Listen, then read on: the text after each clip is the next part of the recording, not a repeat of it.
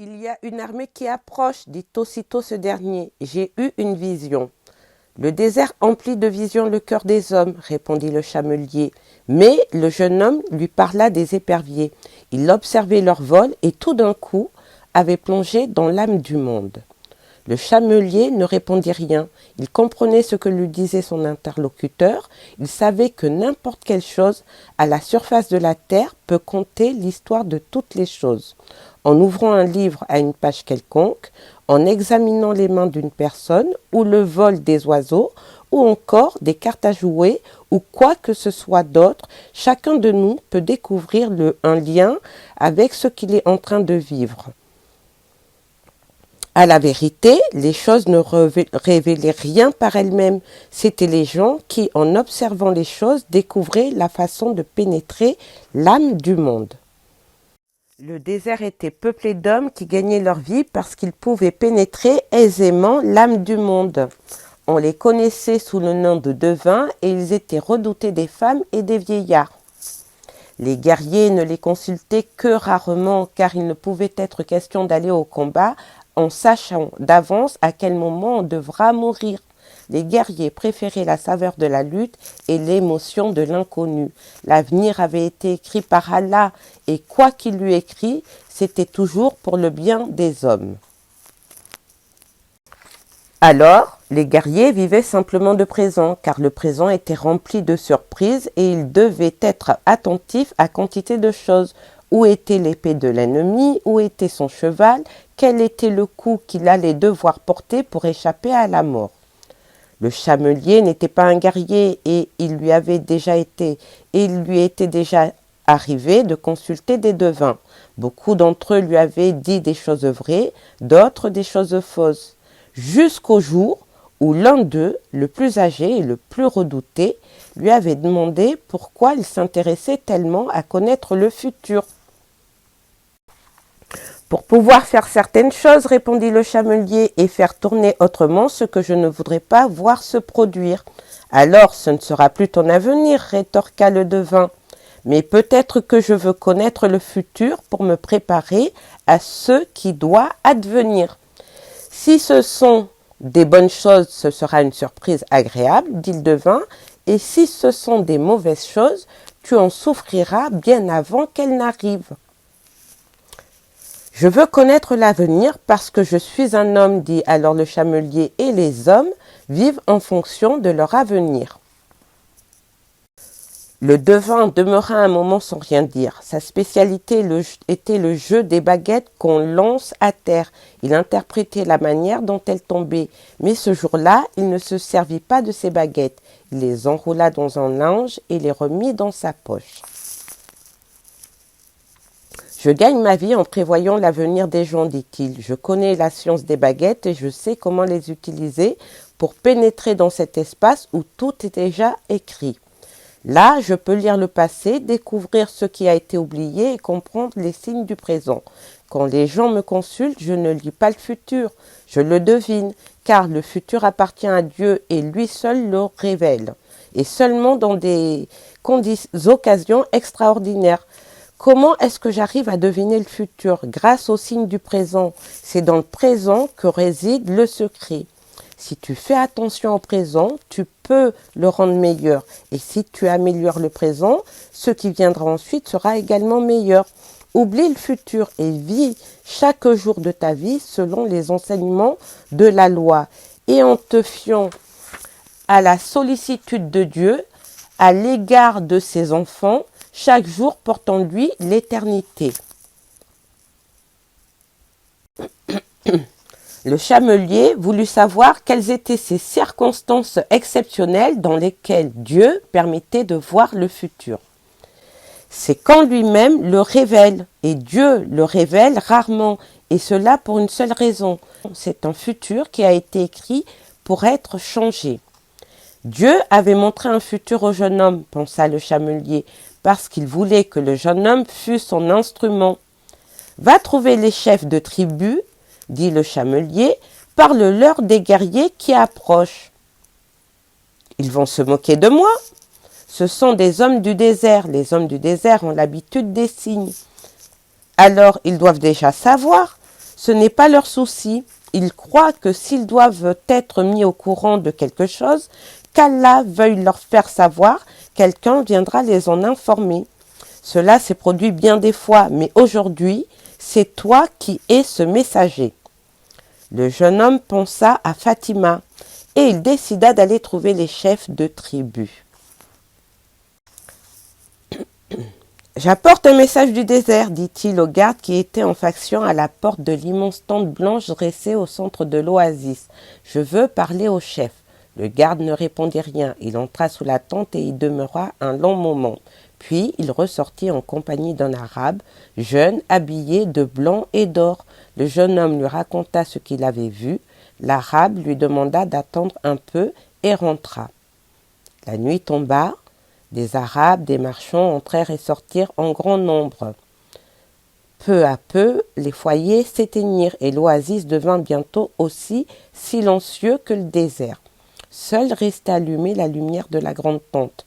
Pendant tout ce temps, le jeune homme ne cessait de penser à Fatima, sans bien comprendre encore la conversation qu'ils avaient eue dans l'après-midi.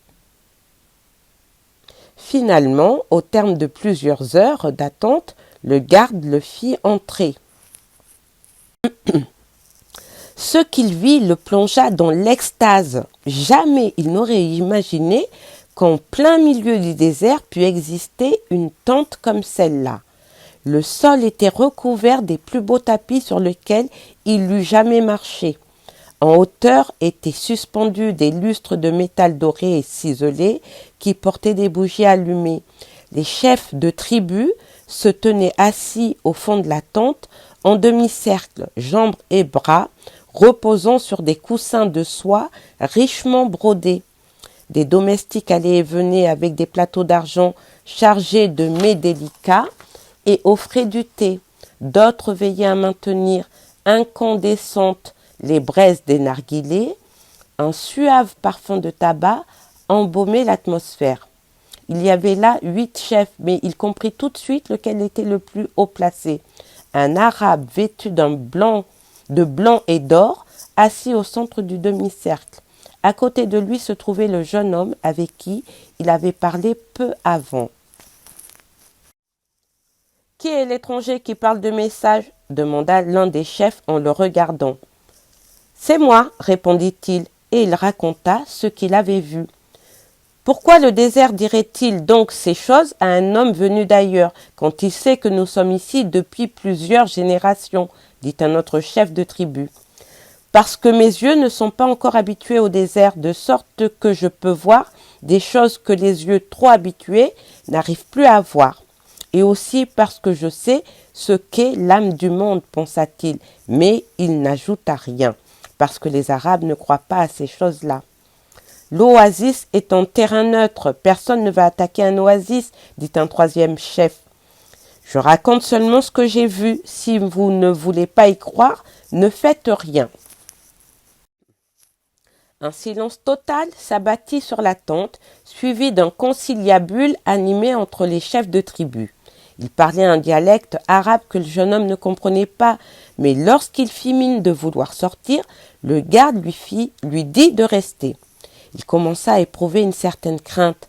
Les signes lui disaient que quelque chose n'allait pas. Il regretta d'avoir parlé de cette affaire avec le chamelier. Soudain, l'homme âgé qui se trouvait au centre eut un sourire presque imperceptible et il se rassura. Le vieillard n'avait pas pris part à la discussion et n'avait pas encore dit un mot.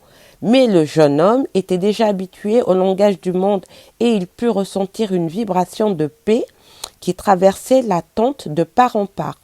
Son intuition lui disait qu'il avait bien fait de venir. Le débat prit fin. Tous se turent pour écouter parler le vieil homme. Ensuite, celui-ci se tourna vers l'étranger. Maintenant, l'expression de son visage était froide et distante. Il y a 2000 ans, dans un pays lointain, on jeta dans un puits et l'on vendit comme esclave un homme qui croyait aux songes, dit-il. Des marchands de chez nous l'achetèrent et l'emmenèrent en Égypte. Et nous savons tous que celui qui croit aux songes sait aussi les interpréter.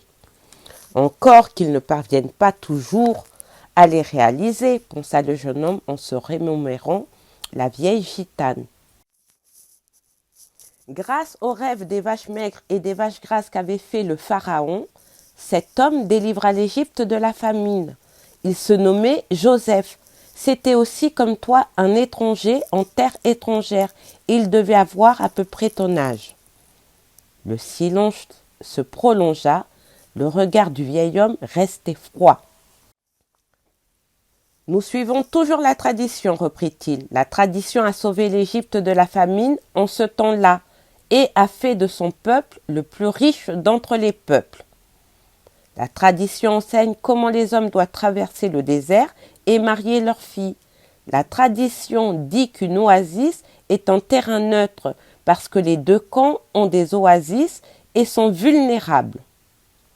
Personne ne prononça le moindre mot tandis que le vieil homme parlait.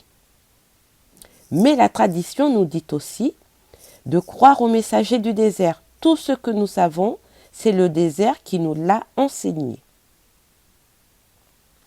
Il fit un signe et tous les Arabes se mirent debout. La réunion allait s'achever. Les narguilés furent éteints et les gardes rectifièrent la position. Le jeune homme se prépara à quitter le lieu, mais le vieillard reprit la parole. Demain, nous allons rompre l'accord qui dit que nul ne doit porter une arme à l'intérieur de l'oasis. Durant la journée, nous attendrons l'ennemi.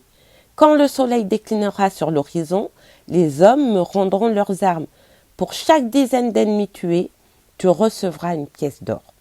Toutefois, les armes ne peuvent être sorties sans aller au combat. Elles sont capricieuses comme le désert. Et si nous les sortons pour rien, elles peuvent ensuite refuser de faire feu. Si aucune d'elles n'a été utilisée demain, il y en aura au moins une qui servira contre toi. Lorsqu'il ressortit, l'oasis n'était éclairée que par la pleine lune. Il y avait 20 minutes de marche jusqu'à sa tente et il se mit en route. Il était tourmenté par tout ce qui s'était passé. Il s'était immergé dans l'âme du monde et le prix à payer pouvait être sa propre vie. Une grosse mise, mais il avait misé gros du jour où il avait vendu ses moutons pour suivre sa légende personnelle. Et comme le disait le chamelier, mourir demain valait tout autant que mourir n'importe quel autre jour. Chaque jour était fait pour être vécu ou pour quitter ce monde. Tout ne dépendait que d'un mot. Mektbout.